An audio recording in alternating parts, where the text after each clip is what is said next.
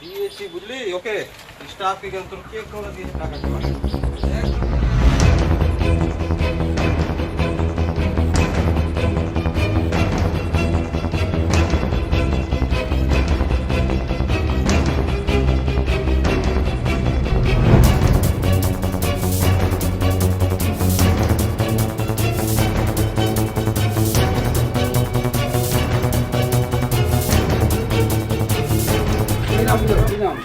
সোনিয়া মন্ডল।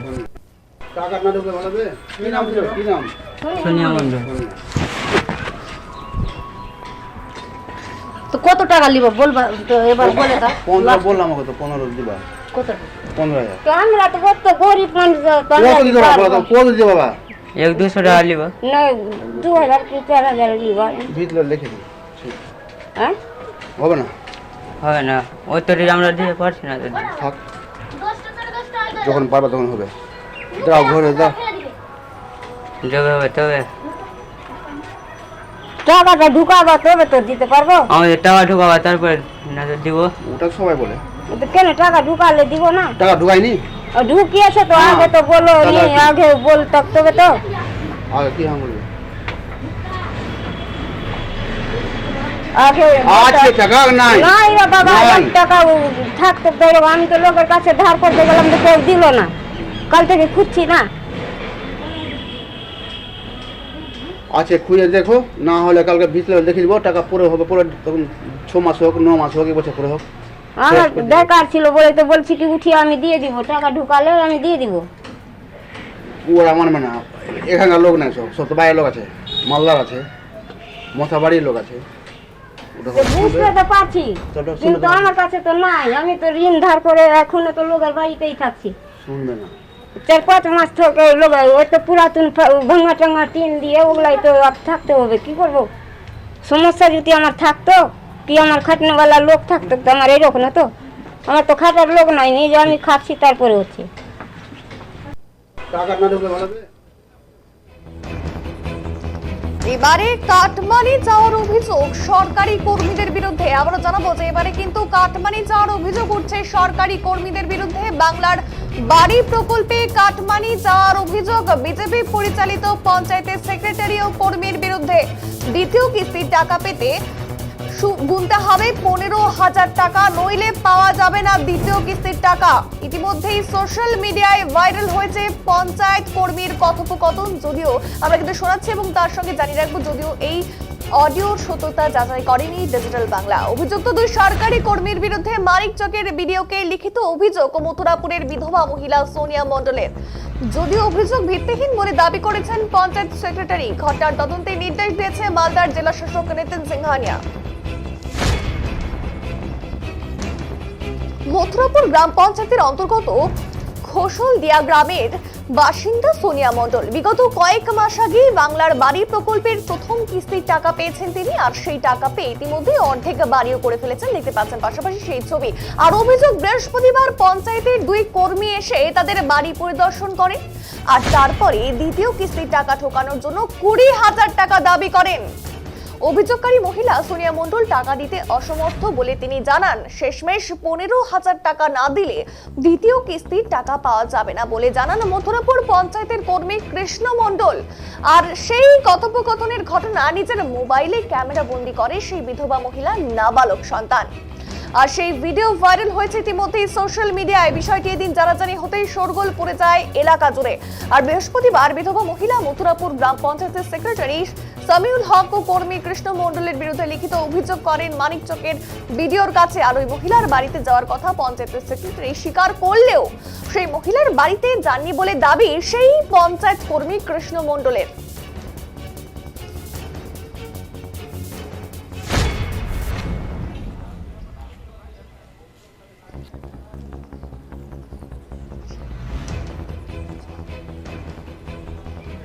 অভিযোগকারী সেই মহিলা কি জানাচ্ছেন একবার শুনুন। কত টাকা? টাকা ঢুকে গেছে?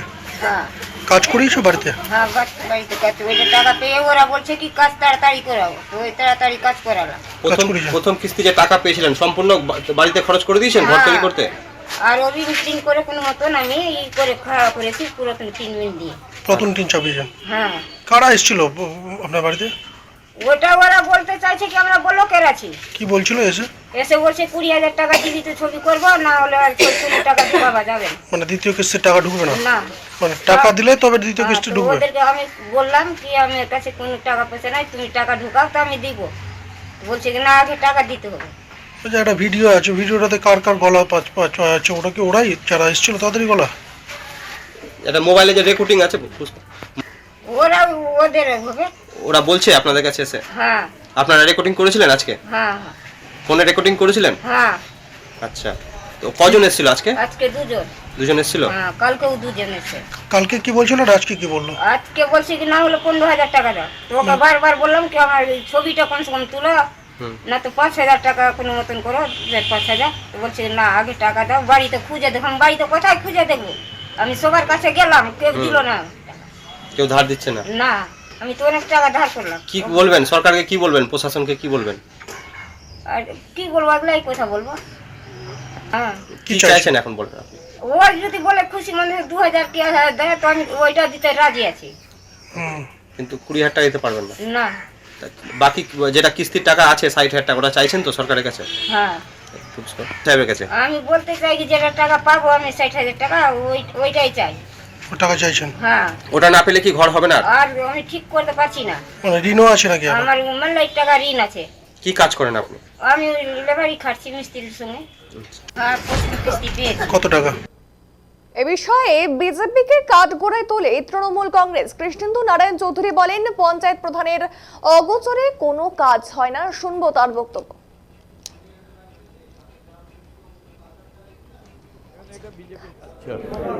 বাইরে সাধু সাজছে, ভিতরে দুর্নীতিকে মদত করছে। প্রথম তো বিজেপি দলকে বলবো যারা করছে তাদের দল থেকে বহিষ্কার করে আপনি দেখান ক্ষমতা। আপনারা তো সমালোচনা করেন।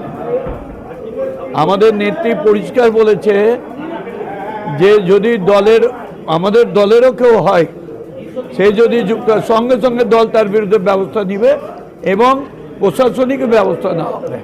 বিজেপি বলছে তারা সরকারি কর্মী, বিজেপি প্রধানের কোনো ভূমিকা নেই। এটা ভুল করছে। প্রধান হচ্ছে এক্সিকিউটিভ, প্রধান হচ্ছে হেড, আর বাকি সরকারিরা এক্সিকিউটিভ। প্রধানের নলেজের বাইরে কোনো কাজ হতে পারে না। এবং এটা বিজেপি। এবার যার বিরুদ্ধে সেই অভিযোগ সেই কৃষ্ণ মণ্ডল, একবার শুনবো সে কি জানাচ্ছে। গেছিলেন আপনি? আমার মনে হয় 10-12 দিন আগে গেছিলাম। 20,000 টাকা দাবি করেছেন? না টাকা কথা বলি। কি বলেছিলেন? গেছিলেন তো? আমি এখানে গেছিলাম, আমি তো এখানে কথা জানি না। গেছিলেন বললেন তো 10-12 দিন আগে। কি কথা হয়েছিল? রাস্তাতে ছিলাম আমি জানি না কথা। আচ্ছা, কি কথা হচ্ছিল, কি কারণে গেছিলেন একটু বলেন ওটা। কারণটা আমি জানি না, বলতে পারি না। কে গেছিল তাহলে? আপনার সঙ্গে কে গেছিল? আমার সঙ্গে বাড়িতে যাবো। আমি জিপি কর্মী। টাকা চেয়েছেন কি? না টাকা চাননি? আপনি জাননি ওই এলাকায়? এলাকা আমি এটা দিয়ে আসবো তখন না। দাদা আপনি কি গেছিলেন আজকে মহিলাটার বাড়ি গেছিলেন? মহিলাটার বাড়ি যাননি? গেছিলেন? আসতে যাইনি। জাননি কোথাও?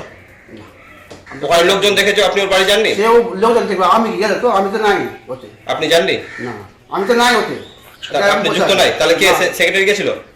আমি বলতে পারবো সেটা এখন তো অফিসে নাই। ইও গেল কোথায় তা আমি বলতে পারবো। আমরা 25টা জিপি করবি। শুনলেন যার বিরুদ্ধে অভিযোগ, অর্থাৎ সেই অভিযুক্ত ব্যক্তি কিন্তু একেবারেই বলছেন তিনি জানিনি সেখানে। অর্থাৎ তার বিরুদ্ধে সেই অভিযোগ ওঠা একদম অস্বীকার করেছেন কিন্তু তিনি। এবার জানাবো যে এবার শোনাবো মথুরাপুর গ্রাম পঞ্চায়েত সেক্রেটারি সামিউল হক সে কি জানাচ্ছে এই বিষয়ে। আমি তো বাড়ি করিনি। আচ্ছা, সেই জন্য আমি তো আবার ওই স্টার্টিং দেখাইনি বলে চলে এসেছি। তো এই তো রিপোর্ট আমার সাবমিট করা আছে, নট স্টার্টেড বলে। আপনি কি 20,000 টাকা দাবি করেছেন? না কোনো টাকা পয়সা চাওয়া হয়নি? না। কে কে গেছিলেন? আপনি আর কে গেছিলেন? আমি গেছিলাম, আমার একজন জিপি কে গেছিল, কৃষ্ণ মণ্ডল। সে তার বাড়ি কি কমপ্লিট হয়নি আপনি বলছেন? অবশ্যই কমপ্লিট হয়নি, ওই স্টাডি করেনি বাড়ি। আপনাদের একটা ওদের কাছে ভিডিও রেকর্ডিং আছে যেখানে আপনারা কথোপকথন হচ্ছে যে আপনারা টাকার দাবি করছেন। সেই জায়গায় বলছেন আপনারা টাকা তোলা হয়নি, চাওয়া হয়নি। এটা ভুল কথা বলেছে। ভিডিওতে তো সরাসরি কৃষ্ণবাবুর গলা শোনা যাচ্ছে যেখানে তিনি বলছে যে টাকা দিতে হবে 15,000 টাকা, বিভিন্ন জায়গায় দিতে হয় টাকা। মোথাবাড়িতে টাকা পৌঁছাতে হবে, কি কি বলছে, কি এগুলো কারা? কোনো নেটওয়ার্ক আছে কি এর মধ্যে? না এরকম তো আমার কিছু জানা নেই, তবে আমি দেখছি কৃষ্ণকে জিজ্ঞাসা করে দেখছি, জানাচ্ছি আপনাদের। কৃষ্ণবাবু তো বলছে ও নাকি যায়নি আপনার সঙ্গে, আপনি না, না, বলছেন যে গেছিল। ও এখনই আমার সঙ্গে কথা হলো, ও বলছে যে না আমি যাইনি, শুধু সেক্রেটারি সাহেব গেছে, ওই বলতে পারবে কি করেছে না করেছে। না না গেছিল ও, আর আমি তো গেছিলাম, কালকেরও গেছিলাম ওর বাড়ি, হ্যাঁ আজকেরও গেছিলাম। এই যে টাকা কালকে বলে এসেছিলাম যে বাড়িটা শুরু করুন, ওরা বলছে এই বাড়িটাই আমাদের বাড়ি, কিন্তু ওর বাড়ি যেটা আছে আপনার ধরুন কমপ্লিট হয়ে আছে, আবার পুরনো আছে, ঠিক আছে, ওটা তো সম্ভব নয়। আচ্ছা, তো মহিলাটাকে দেখে কি মনে হলো? গরিব মহিলা আছে? অবশ্যই গরিব, অবশ্যই গরিব। বিধবা আছে? সেটা তো বলতে পারবো না। গরিব মহিলা আছে তো? গরিব, অবশ্যই গরিব। ঘর পাওয়ার যোগ্য তো? অবশ্যই। তো সেই জায়গায় এই যে অভিযোগ উঠছে 20,000 টাকা, সেটা কি যোগ্য? না না না, মোটেও না। তবে আপনারা গিয়েছিলেন কিন্তু টাকা চাননি। না তাহলে ভিডিওতে যে শোনা যাচ্ছে আপনারা টাকার কথা বলছেন, কৃষ্ণবাবু টাকার কথা বলছে, তার গলার ভয়েস ম্যাচ করছে, যা বুঝতে পারা যাচ্ছে যে তিনিই বলছেন এই কথাটা। তো আমার সঙ্গেই তো ও ছিল, আমি তো এরকম কিছু শুনলাম না। আপনার সামনে এরকম কোনো কথা হয়নি? না, আমি ঢুকলাম বেরোলাম, ও তো মোটামুটি আমার সঙ্গেই ছিল। 20,000 টাকা প্রথমে দাবি করা হয়েছিল, পরে আপনারা নেমে 15,000-এ আসলেন, এটা ওরা বলছে। ওরা 2-3 হাজার টাকা বললো যে নিয়ে নেন, ঝামেলা মারেন, এরকম কথা উঠলো। না না, সব ভিত্তিক। এরকম তো আমার কিছু বলেনি। এখানে কিন্তু সেই সামিউল হক সে কিন্তু একইভাবে অস্বীকার করছেন, তবে অর্থাৎ সেই টাকা নেওয়ার বিষয়টি অস্বীকার করেছেন, কিন্তু এই বিষয়টি কিন্তু তিনি বলছেন যে সেই কৃষ্ণ মণ্ডল সে গেছিল, আর ওই দিক থেকে কিন্তু কৃষ্ণ মণ্ডল একেবারেই অস্বীকার করেছেন যে সে জানেনি। আচ্ছা, এবারে শোনাবো একবার সেই ভাইরাল অডিওটা। কি নাম ছিল? কি নাম? সোনিয়া মন্ডল। তো কত টাকা নিব বলবা তো, এবার বলে দাও। 15 বললাম, আমাকে তো 15 দিবা। কত? 15,000। আমরা তো কত গরিব মানুষ, কত দিতে বাবা? কত দিতে বাবা? 100-200 টাকা নিব। না 2,000 কি 4,000 নিব। ভিতরে লিখে দিই। হ্যাঁ, হবে না? হবে না, ওই তো আমরা দিতে পারছি না তো। থাক, যখন পারবা তখন হবে। দাও ঘরে দাও। যবে হবে তবে। টাকাটা ঢুকাবা তবে তো দিতে পারবো। আমাদের টাকা ঢুকাবা তারপর না তো দিব। ওটা সবাই বলে। তো কেন টাকা ঢুকালে দিব না? টাকা ঢুকাইনি? ঢুকিয়েছো তো, আগে তো বলো নি, আগে বলতে তবে তো। আগে কি হাম বলবে? আগে আজকে টাকা নাই। নাই রে বাবা, নাই। 1 টাকা থাকতো তো। আমি তো লোকের কাছে ধার করতে গেলাম তো কেউ দিল না, কাল থেকে খুঁজছি না। আছে খুঁজে দেখো, না হলে কালকে ভিতরে দেখে দিব। টাকা পরে হবে, পরে তখন 6 মাস হোক, 9 মাস হোক, 1 বছর পরে হোক। আমার দরকার ছিল বলে তো বলছি কি উঠিয়ে আমি দিয়ে দিব, টাকা ঢুকালে আমি দিয়ে দিব। ওরা মানবে না, এখানকার লোক নাই, সব তো বাইরের লোক আছে, মালদার আছে, মশাবাড়ির লোক আছে। ওটা তো বুঝতে তো পারছি, চলো, শুনবে কিন্তু না। আমার কাছে তো নাই। আমি তো ঋণ ধার করে এখনো তো লোকের বাড়িতেই থাকছি। শুনবে না। 4-5 মাস থেকে লোক, ওই তো পুরাতন ভাঙা টাঙা টিন দিয়ে, ওগুলাই তো আর থাকতে হবে। কি করব? সমস্যা যদি আমার থাকতো, কি আমার খাটনেওয়ালা লোক থাকতো, তো আমার এরকম না তো। আমার তো খাটার লোক নাই, নিজে আমি খাচ্ছি তারপরে হচ্ছে। আর এবার এদিকে বিজেপি নেতা অমলান ভাদুরী এ বিষয়ে বলেছেন যে টাকা ছাড়া কোথাও কাজ হয় না, সরকারের পক্ষ থেকে দোষীদের বিরুদ্ধে কোনো ব্যবস্থা নেওয়া হচ্ছে না। পঞ্চায়েত বিজেপি পরিচালিত হলেও পঞ্চায়েত কর্মীরা বিজেপি পরিচালিত নয় বলে দাবি করেন তিনি।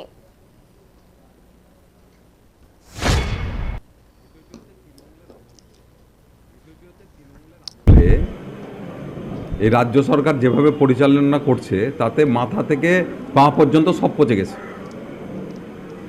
বিভিন্ন গ্রাম পঞ্চায়েতে, পঞ্চায়েত সমিতিতে কোথাও টাকা ছাড়া কিছু কাজ হয় না। আবাস যোজনার বাড়ি গরিবদের দেওয়ার, সেগুলো টাকা ছাড়া কোনো গ্রাম পঞ্চায়েতে পাস হয় না।